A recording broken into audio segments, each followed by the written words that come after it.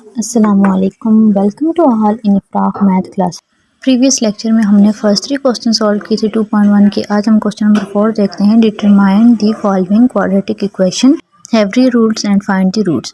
अच्छा, क्वेश्चन हमारे पास है x square minus 5x plus 5 equal to 0। अब इसके अंदर हमारे पास ए की वैल्यू क्या होगी 1, बी की वैल्यू 5 और सी की वैल्यू 5। देखिए हमने डिस्क्रिमिनेंट फाइंड करना है और डिस्क्रिमिनेंट हम फाइंड करने की वजह से क्योंकि रियल रूट्स है या नहीं है, तो D is equal to b square minus 4ac। B की जगह उसकी वैल्यू पुट करेंगे, ए की जगह उसकी और सी की जगह उसकी।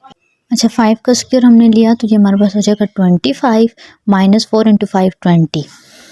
डी इज इक्वल टू हमारे पास क्या हो जाएगा जी 5। देखें अब डिस्क्रिमिनेंट ग्रेटर देन 0 आ गया है, तो जब डिस्क्रिमिनेंट ग्रेटर देन 0 होता है तो वो हमारे पास कौन से रूट्स होते हैं, रियल रूट्स होते हैं। ठीक है, उसने हमें क्वेश्चन में क्या कहा था कि अगर हमारे पास रूट रियल हैं तो इसको आगे सॉल्व करें, इसके सोल्यूशन सेट फाइंड करें। ठीक है, रूट्स हैं क्या वो फाइंड करें।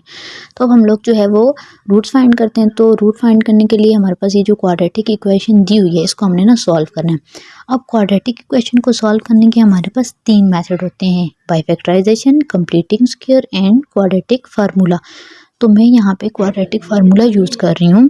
क्वाड्रेटिक फार्मूला यूज़ करती हूँ तो हमारे पास क्या है, रूट फाइंड करने के लिए। ठीक है, तो क्वाड्रेटिक फार्मूला हमारे पास किसकी इक्वल होता है, minus b plus minus square root b square minus 4ac divided by 2a। ठीक है, ये क्वाड्रेटिक फार्मूला है। अब हम लोग यहाँ पे ना ए बी सी की जगह उसकी वही वैल्यू जो हमने ऊपर ली थी ना वो हम पुट करेंगे। ठीक है, तो देखिए बी की जगह उसकी वैल्यू क्या थी 5 minus into 5 plus minus square root b की जगह फिर से वैल्यू 5 स्क्वायर माइनस 4, ए की जगह उसकी वैल्यू क्या है 1 है और सी की जगह उसकी वैल्यू क्या है जी 5 है। ठीक है, सारी वैल्यूज हमने ना इस इक्वेशन के अंदर जो क्वाड्रेटिक फार्मूला थी उसमें पुट कर दी।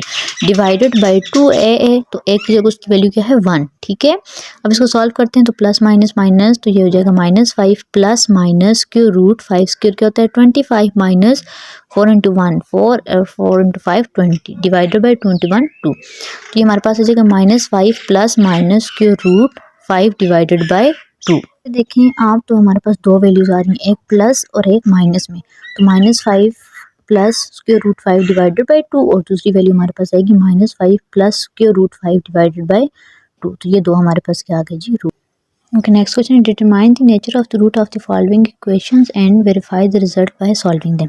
अब हमने ना क्वेश्चन में क्या करना है कि नेचर ऑफ रूट फाइंड करनी है और उसका सोल्यूशन सेट भी फाइंड करना है। क्वेश्चन हमारे पास है 3x square minus 10x plus 3 equal to 0। अच्छा, नेचर ऑफ रूट के लिए हम डिस्क्रिमिनेंट लेंगे जो कि D is equal to b square minus 4ac। Values put करेंगे तो बी की जगह उसकी वैल्यू माइनस 10, माइनस 4, ए की जगह उसकी वैल्यू 3 और सी की जगह उसकी वैल्यू 3। तो माइनस 10 का स्क्वायर हमारे पास हो जाएगा जी 100, माइनस 4 इंटू 3 इंटू 3 ये हमारे पास आ जाएगा जी 36। तो 100 में से 36 को जब माइनस करें तो ये आ जाता है हमारे पास 64। अब देखें डी जो है वो क्या है, ग्रेटर देन 0 आ गया, तो इट्स मीन कि हमारे पास जो रूट्स आएंगे वो क्या होंगे, रियल होंगे और अनइक्वल होंगे। रियल होंगे ना, क्योंकि रूट जो है वो ग्रेटर देन डिस्क्रिमिनेंट सॉरी क्या है, ग्रेटर देन 0 आ रहा है। सही हो गया। अब उसने कहा था कि अगर रियल है तो इसको आगे आप सॉल्व भी करके बताओ। सही हो गया। अच्छा, एक और चीज़, ये जो 64 है वो परफेक्ट स्क्वायर है। तो परफेक्ट स्क्वायर है इट्स मीन कि हमारे पास ये जो रूट्स है ना उसकी एक और इन्फॉर्मेशन हमारे पास आ गई कि वो क्या है, रैशनल भी है। अच्छा, अब हम लोगों ने इसको ना वेरीफाई करना है, अपना आंसर फाइंड करना है। तो क्वाड्रेटिक फार्मूला लगा के हम इसको सोल्यूशन सेट फाइंड करेंगे और चेक करेंगे कि वो रियल है या नहीं है। अब क्वाड्रेटिक फार्मूला में हम वैल्यूज पुट करेंगे तो बी की जगह उसकी वैल्यू माइनस 10, फिर बी स्क्वायर की जगह उसकी value minus 10 whole square minus 4, a की जगह उसकी वैल्यू 3 और सी की जगह उसकी वैल्यू फिर से 3 डिवाइडेड बाय 2 इंटू ए और ए की जगह उसकी वैल्यू क्या पुट कर देंगे जी 3। तो उसको सॉल्व करते हैं तो ये देखिए माइनस माइनस प्लस हो के ये 10 आ गया, plus minus square root minus 10 square जो है वो 100 होता है, माइनस ये हमारे पास आ जाएगा 36 डिवाइडेड बाय 3 2 जार 6।